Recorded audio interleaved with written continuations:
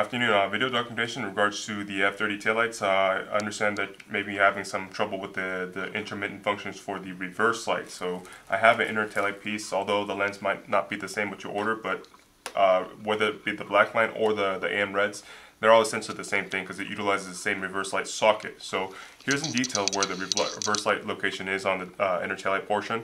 This socket piece, instead of twisting to remove, all you're going to needing to do is actually just gently pull up. So once you gently pull up the socket, it's just kind of being held by these open tabs for the contact points for the negative and positive terminal for the reverse light bulb. Now, the reverse light bulb that's housed inside this is, I believe, an H21W. So I believe that's what the bulb size is for this reverse light piece. In case you want to access them, all you're going to need to do is grab a towel or have some gloves, kind of push in the bulb. You'll feel a spring inside there. Twist slightly, and then you'll see these two notches right here. Make sure that the notch on the bulb base is aligned with these two notches, and once it's aligned, you can gently pull out the bulb from the socket. Now, being the case you are mentioning about intermittent function, there's a few things that you want to make sure to test or double check to do.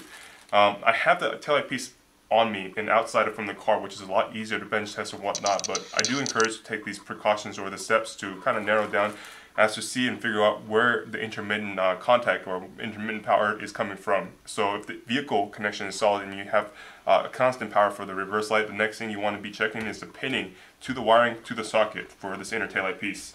Now I have a 12 volt power supply on me. I'm going to go ahead and boot it up, making sure that this goes to 12.7, almost to 13 volts to make sure I can power this unit no problem.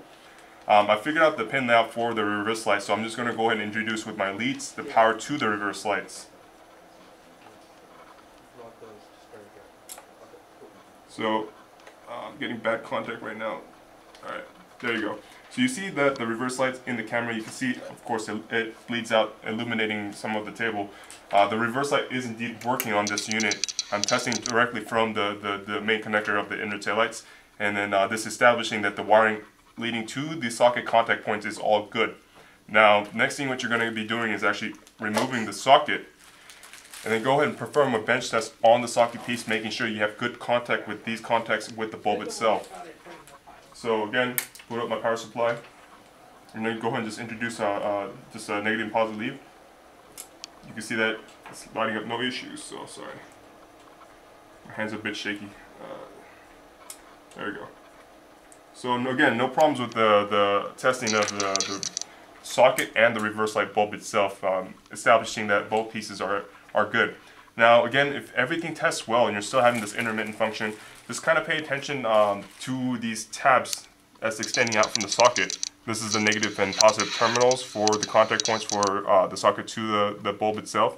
You might want to space these contact points out with like a small wedge screwdriver or whatnot, just so that you have better contact established on the socket piece itself. Now, if that's not the case, what I'm going to do is actually pull out this reverse light bulb, just so that we can access and check out what's going on inside.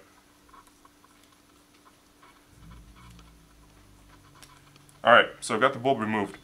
One thing you want to pay attention is actually inside here, there's a spring with a contact point touching the nipple of the bulb.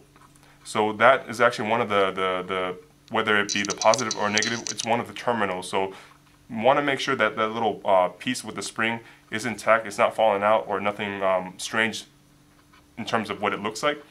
But once this piece is good, to be honest, you'll feel the resistance of the spring when pushing back the bulb. But if you feel no resistance, that might be the case where you might be having some of the contact point issues.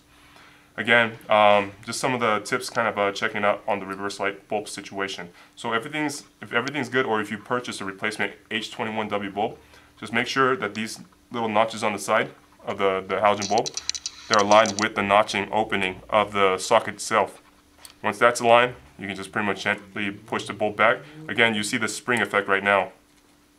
So kind of push in the spring, twist the bulb slightly to lock it in place. Now the bulb is already locked in place. The last thing I'm going to do before I put this socket back is to bench test it one more time, making sure that I have good contact with the bulb and the socket piece. So again, no problem. I'm going to go ahead and just insert this back. Now just kind of be careful, just don't touch the bulb with the naked hand. In the case you have some oils on your fingers, create some hot spots on the bulbs. And once that's been taken care of, insert back. I'm gonna do one more test. Once that test is established, pretty much I know that the reverse light's working, no issues on this inner taillight piece.